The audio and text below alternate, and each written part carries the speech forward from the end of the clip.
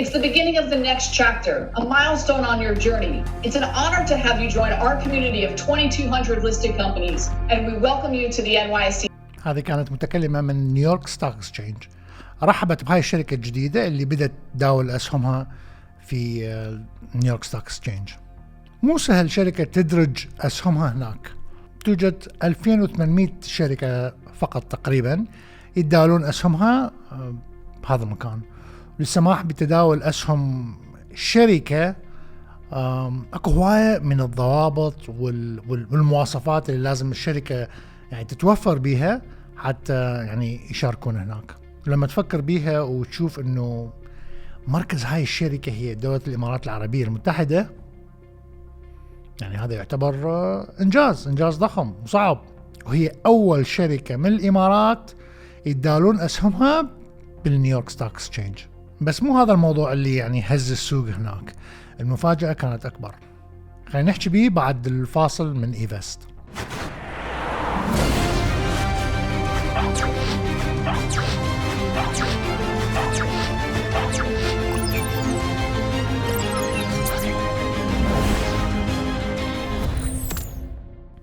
شوفوا، من خبرتي أني العرب ما يحبون يتكلمون مع الغرباء، عكس الأجانب الأمريكيين مثلا اللي تلتقيهم لأول مرة وفجأة يشوف يعني الواحد إنه دول يتكلمون عن حياتهم الخاصة، كمية معلومات شخصية غريبة يتكلمون بيها. خليني أحكي لكم قصة حقيقية. هاي أول مرة رحت لأمريكا قبل سنين طويلة. وصلت بالليل، يعني نمت وقعدت بس أطلع أول يوم عندي بأمريكا، فطلعت أتمشى. يعني أنا بأمريكا وأول مرة بأمريكا وفرحان أني، فتمشيت ومريت بجانب يعني مجموعة محلات على الشارع، وأنا أتمشى وكانت أكو بنية جميلة واقفة بالعشرينيات كانت عمرها، وابتسمت وأنا أمشي، هي قالت لي مرحبا هاي. وأنا استغربت، يعني وقفت وهي بدأت تحكي وياي مرحبا أنت منين وش قد صار لك هنا وكذا. وأنا دا أجاوب بس يعني بعقلي دا أفكر مستحيل يعني هل قد يعني وسيم بحيث أول يوم وحدة شقراء توقفني على الطريق وتريد تحكي وياي. بعدين فجأة أشرت ورايا قالت تحب تتعرف بزوجي؟ فطلع شخص من المكتب ورايا ويبتسم ومد إيده يصافحني. الأمريكان يحبون يتكلمون، العرب مو بهذا الشكل. عرب ويا المعارف هم راديو أكيد ما ينسد، يتكلمون ويحشون كلش هواية. لما الزوار يطلعون من بيت أقرباء بعد زيارة، بالباب الخارجية الكل تبقى تتكلم نص ساعة، يتذكرون كل القصص القديمة لحظة الخروج. بس ويا الغرباء متحفظين جدا. بس طلع تطبيق شوف إنه إذا أنت مو وجها لوجه دا تتكلم، العرب يحبون يتكلمون لساعات مع الغرباء. Coming together to chat, share, and entertain is part of a long tradition. And that tradition is going online and mobile. Yella is the leading voice-centric social networking and entertainment platform created especially for MENA. يلا هو تطبيق تواصل اجتماعي إماراتي صيني موجه أكثر شيء لمنطقة الشرق الأوسط، منطقة المينا مثل ما يسموها، اللي معظمهم يتكلمون اللغة العربية، يعني غرب آسيا خلينا نقول وشمال أفريقيا. للناس اللي يشتركون يعني تقاليد وصفات ثقافية واجتماعية مشتركة.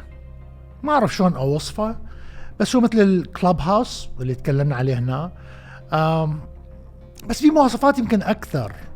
ممكن تتواصل بالكتابة أو تسوي غرف خاصة وتنشر أغاني أو تتكلم بالصوت، وتقدرون تغنون كاريوكي سوا يعني بجروب، أو تلعبون مع بعض أيضا لعبات فيها.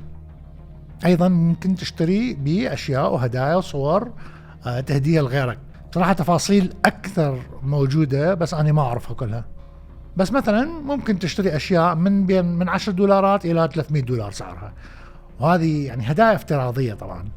هذا معناه التطبيق هذا والشركة دا تربح فلوس. حاليا أتصور بيها 13 مليون مشترك إذا مو أكثر. الشركة طرحت أسهمها بالسوق بنيويورك ستوك اكسشينج مثل ما قلنا، ويعني كان توقع الخبراء يتوقعون سعر أسهمها تكون بين $7 و$9.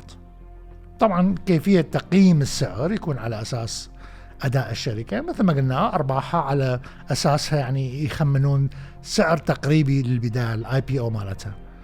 هذا كان نهاية العام الماضي، بس المفاجأة كانت قبل شهر لما طفر سعر سهم مال يلا بشكل كبير جدا، صعد. هذا مثال للشركات المخفية خلينا نقول، اللي فجأة تصعد أسعارها، أسعار أسهمها، وينتبهون عليها بعد الصعود. يعني مثل ما قلنا دائما أقول فرص للاستثمار، والمتابع الحريص ممكن يعني ينتبه لهاي الشركات وهاي الفرص. يعني من يتوقع أول شركة تتداول أسهمها بالنيويورك ستوك اكسشينج من هذا البلد يصير هيك بيها؟ من يتوقع يصعد سهمها؟ بس اكو ناس لاحظوا هذا. لو انت منهم كان ربحت هواية. عائدات المجموعة في 2020 تخطى ال 495 مليون درهم. نعم. والزيادة في العائدات مربوط طبعا بشكل رئيسي بزيادة عدد المشتركين النشطين شهريا في المنصة، ويرتبط بشكل أساسي أيضا بعدد المستخدمين للخدمات المدفوعة في المنصة. نعم. اللي وصل في نهاية 2020 لأكثر من 5 ملايين مستخدم. الشركة كان متوقع لها أرباح بالربع الرابع تكون $41 مليون، لكن لما نزلت الأرقام الحقيقية نشروها طلع أن الأرباح زادت 150%. يعني من ينزل خبر أنه شركة معينة أرباحها تجاوزت المتوقع لها، المستثمرين طبعا يدقون الناقوس عندهم، الكل تشتري أسهمها. مثل ما أقول دائما، من تستثمر بشركات بأسهم شركات، يعني الربح غير مضمون، بس ممكن تدرس عوامل معينة ومتوفرة وتتابع الأخبار عنها، تسوي مثلا تحليل، تسوي حساباتك.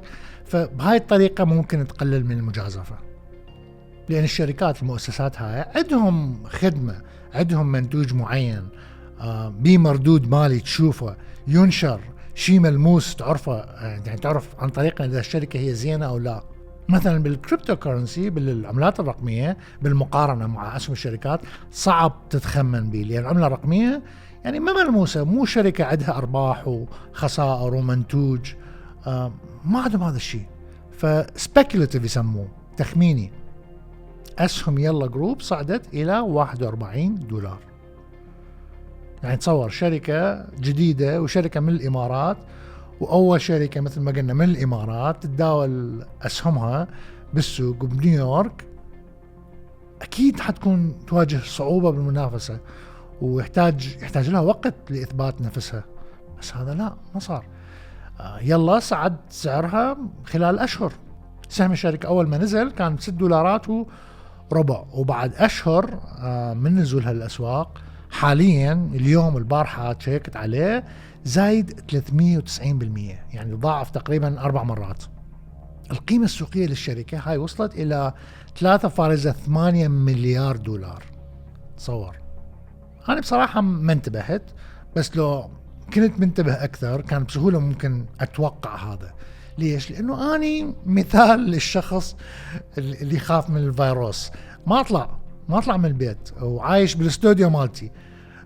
فكان المفروض أفكر به إنه أكو ناس مثلي محصورين بهذا المكان، يريدون يطلعون من هذا الصندوق اللي محصورين به، يريدون يتواصلون ويا غيرهم. وتطبيق يلا واحدة من هاي الوسائل اللي تخليك تتواصل ويا بشر بالصوت، بالكتابة، إلى آخره. فأقول لهم كودوز بالإنجليزي، يعني بالعراقي عافية بيكم. طبعا أنا من أسمع هيش قصص أروح أدور أبحوش على الإنترنت على شركات مضمومة جديدة، ولما ألقي شيء يعني جديد أفتح المنصة مالتي وأبدي.